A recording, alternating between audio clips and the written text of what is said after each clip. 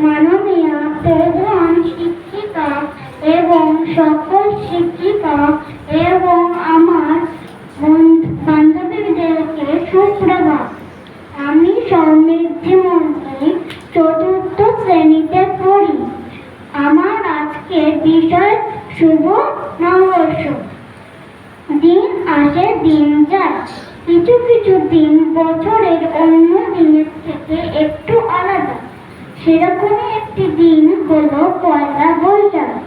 এই দিন 14 এপ্রিল পালিত হয়।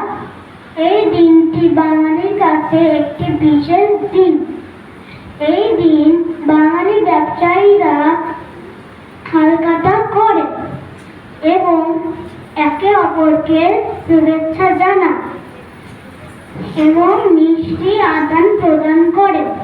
এই দিনের সঙ্গে বাঙালির অনেক আবেগ জড়িয়ে আছে। নতুন আশা, নতুন স্বপ্ন নিয়ে আমরা নতুন বছরকে স্বাগত জানাই। সকলকে শুভ